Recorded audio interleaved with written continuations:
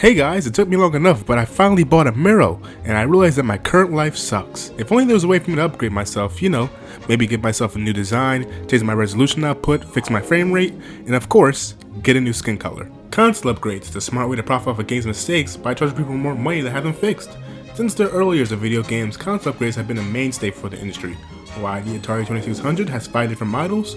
Because there's definitely a difference between this and this. Having technical issues? Then release a new model. Want to improve your system capabilities? Release a new model.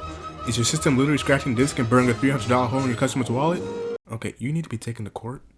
And with the Nintendo Switch near 4 years on the market, reports of there being a new system upgrade have been ramping up literally since it first launched. And Nintendo's no stranger to updating and upgrading their consoles. The DS family line has 4 different iterations and the Game Boy family has 6 different upgrades. I actually put down that I own a Game Boy Micro on my Tinder profile, but it's kinda not working, so I'm gonna try OkCupid instead. With Nintendo Switch being close to its time to get an upgrade, I made a list of things I'd like to see for the Nintendo Switch Pro.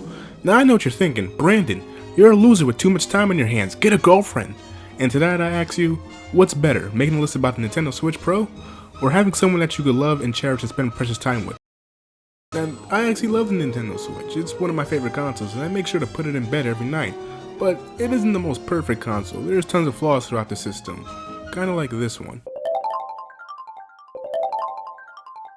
The Nintendo eShop. It's similar to most Nintendo products in that it has the potential to be bigger and better, but Nintendo keeps squandering against the potential by being stupid.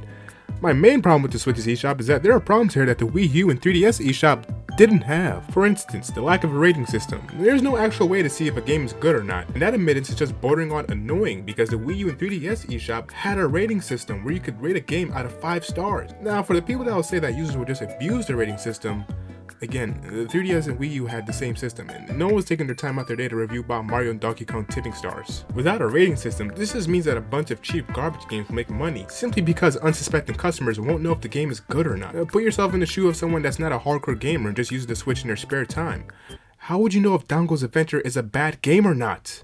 You can't. I think the eShop in general is due for a major overhaul. There isn't even a way to get a refund, and it feels less like a digital store for a console and more like a mobile app store. This is mainly due to the overabundance of low-effort indie developer games and straight-up bad ports of other games. It feels as if there's no criteria to get your game on the eShop, and with Nintendo taking a step back from preventing garbage on their platform, the eShop has turned into a mess. If you ever find yourself going onto the recent releases page or the great deals page, and you're just bombarded by a bunch of horrible indie dev games, and there's no issue with the eShop having support from indie devs, but doesn't this hurt the indie developers that actually try to make their games as good as possible? Seeing games that took a couple hours to make and only being uploaded for a quick buck, instead of seeing top-notch indie games that come from passion, doesn't it seem a bit unfair to those that actually try to make a good game? Heck, there are even times when the poorly indie dev games outshine the AAA titles on the eShop ranking charts. The eShop also lags pretty hard, and I know it's because the eShop is basically a website, and I understand Nintendo's cutting corners, but we're 4 years in this, and there's input lag whenever I go to a new category. It's kinda jarring at this point. Also, there isn't any music on the eShop, and even the Wii had that. It feels as if the Switch is missing its soul.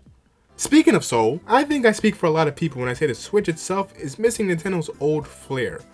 Yeah, while the OS and UI on the Switch are pretty fast and snappy, and that's great and all, it feels like it's missing that old charm that Nintendo would use for its console. The home screen for the Wii, Wii U, and 3DS were pretty memorable. Of course, there was music playing in the background of both, which I'm sure added to its charm, but the way the consoles looked when you turned them on, the way you navigated the menus or just toggled around in the settings, it really left an impact on the user. Of course, the Wii had a clever design from Nintendo, that being channels, which played a whole part of using a Wiimote, and the Wii being a new addition to the user's home entertainment system. The 3DS, while being just a menu, it had colorful icons and a cool introduction screen presenting the icon you just clicked on. It was just oozing with life. The Switch has as much charm as a piece of copy paper. I think when it comes to having Nintendo's charm or clever menu design that we're so used to, the Switch is pretty much lacking in that regard. I don't know, but for some reason, when I look at the Switch's home screen, it checks on my boxes for a boring home screen. Another issue that people tend to bring up is the lack of theming on the console itself, but that can't be true. Look at all the colors we could pick from.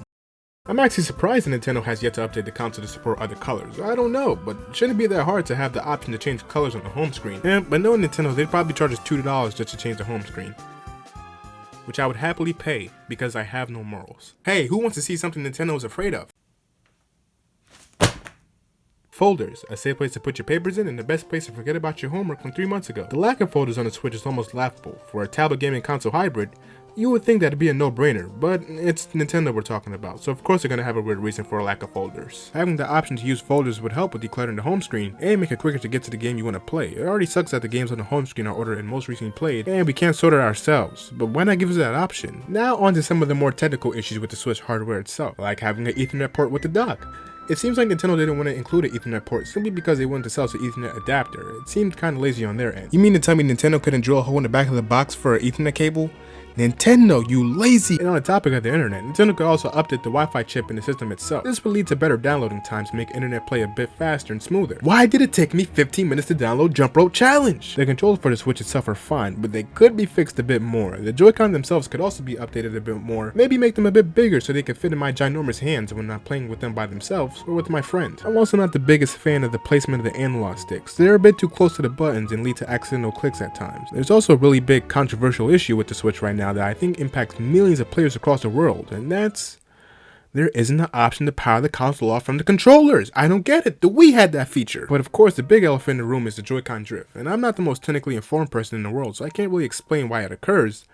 But I'd say I'm a bit taken aback by Nintendo having this issue in the first place, when they're usually the most trustworthy company when it comes to durability of their products. But hey, maybe this issue could be remedied by the manufacture of new consoles and Nintendo will do more R&D. Right? Now, I'm not that big into resolution and graphics. I'm perfectly fine with the current performance of the system, but the Switch itself could use a bit of an update to its specs. Maybe a bigger screen with 1080p for its handheld, who knows? The Switch could even support 4K graphics in dock mode. It's mostly a waiting game with Nintendo, but I don't think I could wait much longer when I see games like Xenoblade Chronicles 2 and Breath of the Wild have frame rate issues on the Switch. Okay, what the heck? And the lack of Bluetooth on the console is kinda stupid. I mean, the PlayStation Vita had that in 2013. My cell phone had that in 2007. What's stopping Nintendo? Also, there's a substantial lack of icons for us to choose from. Nintendo, I am begging you. I just want to be Dr. Kawashima on my profile picture. Now I know what most of you are thinking. Brandon, all you did was whine about the Nintendo Switch for 7 minutes straight. Can't things like folders, an eShop update, and a new theme just be patched in? Why would a full upgrade be needed for simple things like folders? Isn't there a possibility that some of this stuff will be outdated within a year or even a couple months? Well, when you put it like that, I guess you're right. Looks like there's something else I could put on my Tinder profile. I'm an idiot!